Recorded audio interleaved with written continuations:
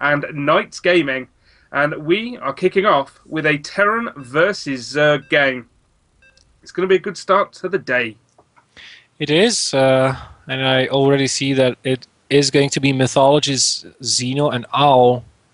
So this should prove to be a pretty exciting match, as both of these players, if you guys watched the previous broadcasts, you know how good they are.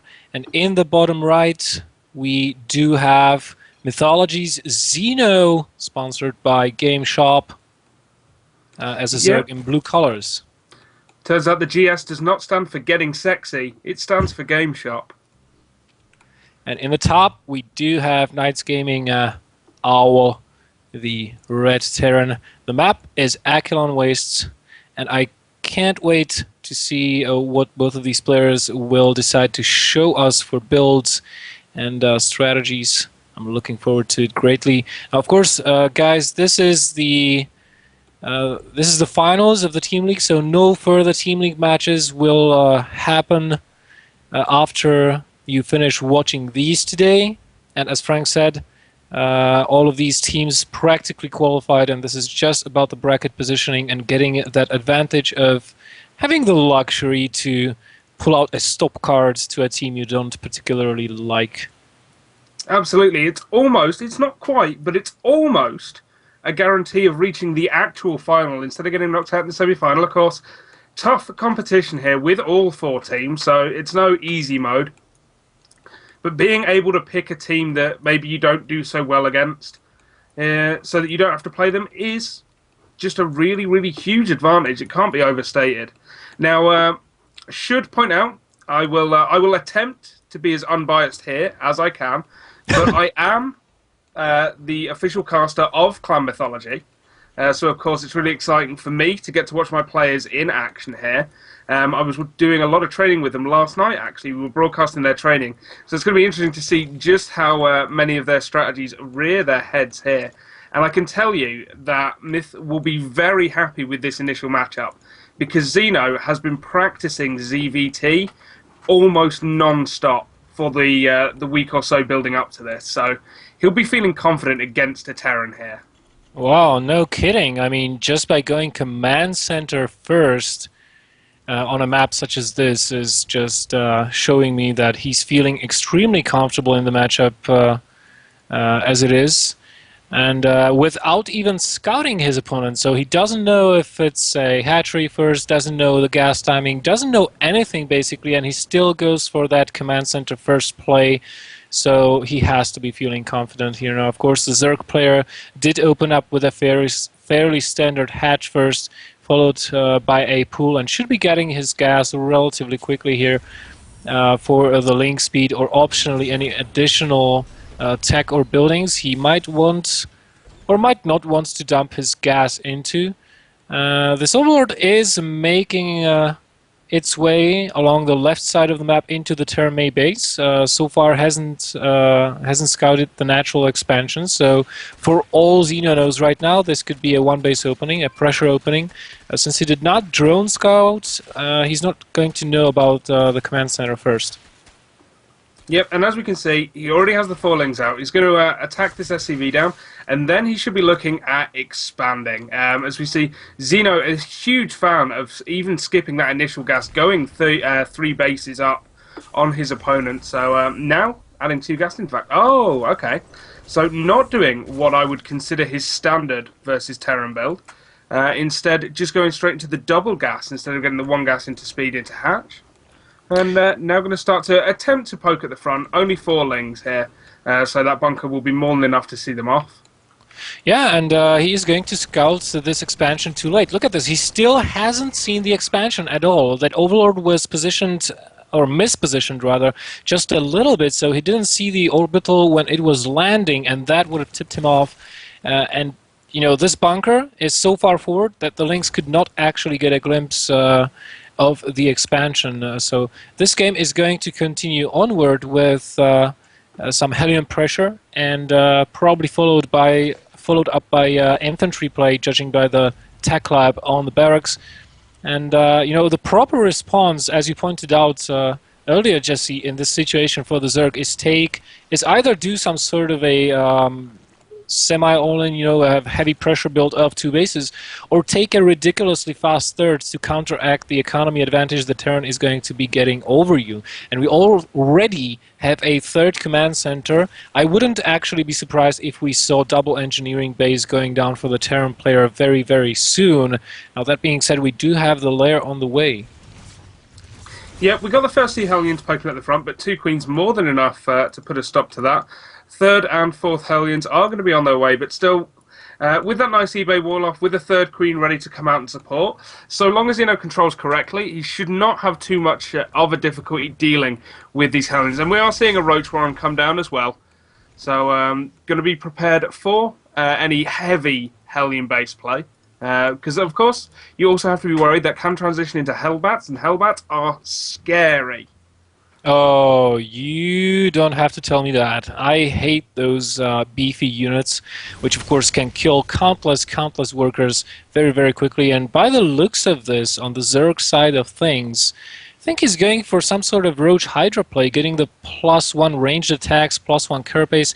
On the Terran side of things, we can see that the barracks, the additional barracks, have been added before the NG base have gone down. So this will put the Terran player a little bit behind the upgrades compared to the Zerg, but it is going to give him, at the same time, with these 2 additional reactors onto those barracks, a lot greater pushing power in the following 3 minutes or so. And he would be wise to push, as these Hellions are trying to roast the Queens, but are going to be chased away. Nice micro there by Owl, though, losing, I think, only a single Hellion to those Queens. Yep, 1 Hellion going down, but good transfusions by Xeno as well. Keep both the Queens alive, and with a Spine Crawler back at home, and that is a lot of Roaches coming out right now. We've got 9 more on the way to add to the initial 10, so 19 Roaches coming out. That's enough for quite a heavy push.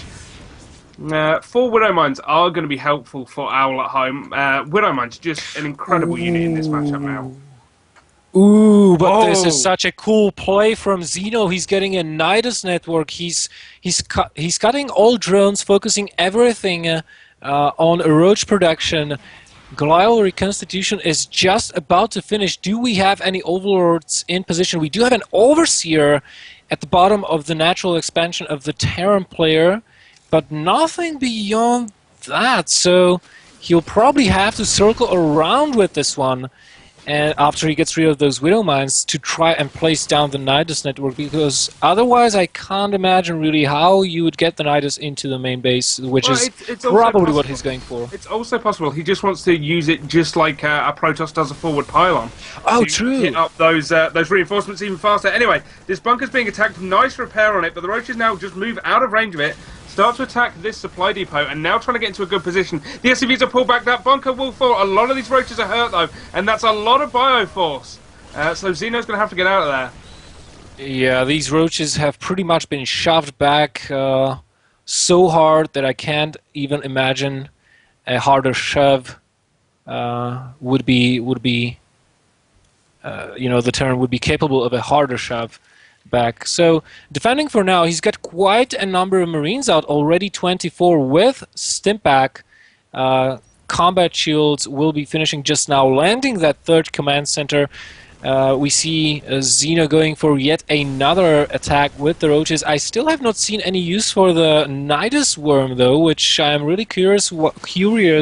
Why would you get that in the first place? Baneling Nest also almost finished, but with this tank, it's not going to prove as useful as one might thought. I think the Baneling Nest is still a really good idea, because he noted when he hit with the first Roach push, even though he didn't do a lot of damage, he killed all of the Widow Mines. So Banelings with only one tank there will be very effective. And look at this, he's actually moving up into there, takes down that tank, knowing his Banelings will be more effective in the future. These Roaches once again going to have to get out of there, though. You know, one thing is that he's keeping the Terran army pretty hurt. Look at this, we have only 2 medevacs out on the field so far. Owl not really producing those as frequently as he should. And this army stemmed just way too many times. The medevacs are out of energy, so the healing is going to take some time, basically giving Xeno time. He's being very aggressive in this game so far, and has been, and is keeping the Terran back, pinned back inside his base. Now the problem with this, of course, is that similar to a ZVP matchup, in certain situations, once the Terran hits a good economy on 3 bases and he gets all the upgrades he needs, he's just going to move out in force, and it's going to be very, very difficult for the Zerg to stop him. So I don't know. It would be wise, kind of Xeno to take another base at this point. Yeah, I agree. Not even as a... I mean, you can use it as a macro hatch as well, but I'd like to see a full round of drones come out and another base taken. But of course, what we're going to see instead is this attempted Nidus Worm in the main base. Now, the supply depots are able to see it. The question is, will Owl respond? He's not reacting. He's not even looking there. The Nidus Worm is finishing, and it's got plenty of roaches inside, 4 rows, and Lings too, and Banelings. This could prove to be disastrous for the Terran player right here. He's trying to pull his army back. The tanks are not in position, though, to deal with all the Banelings, and they're rolling in. So much damage being done right now to the Terran army. Xeno, though, dropping heavily in supply. Xeno has to make sure this counts because, of course, his third base is also being attacked by a double drop at the same time. So harassment going on from both players. Xeno trying to do everything he can, but that third base is gone, and now his natural will also fall. He has nothing left to defend him, so he has to use that Nidus network to get his army back there, but perhaps losing too much. Very nice timing on that harassment by Owl. Very nice timing indeed. He just happened to come in with those 2 medevacs at exactly the same time he was being attacked inside his main base. I have to say, very smart decision by Xeno to pull back from the main of his opponent, using the Nidus network to try to defend, but pulled back a little bit too late. His third and both his natural are all dead, and this is... I don't think it was at all worth it for Xeno to either stay so long or stay on 3 bases for such a long time, or I don't know, because, you know, right now he suffered a heavy blow to his economy. All he's got are roaches, and this infantry for the Terran player, when in higher numbers with tank support and a couple of medevacs, I don't think he'll be able to stop this despite him being on equal upgrades. No, there simply just isn't a way back. He only has 1 hatchery right now. There's almost no unit production. His economy, while he has a decent bank, will run out very quickly once this attack comes. Trying to engage effectively, but with so many tanks there, the Banelings aren't going to do enough.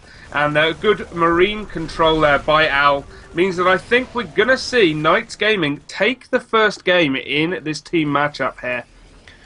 Yes, I have to agree with that assessment. I don't think it will take much longer now here. I mean, Xeno is trying to go for some sort of a flank. He has to wait for the units in his main to be produced, and he's going for it. He's trying to snipe 1 tank, maybe 2 tanks will go down, but that will be it. And Owl advancing courageously forward. GG, well played, called by Xeno, and KnightS Gaming do indeed end up taking the first game of Myth.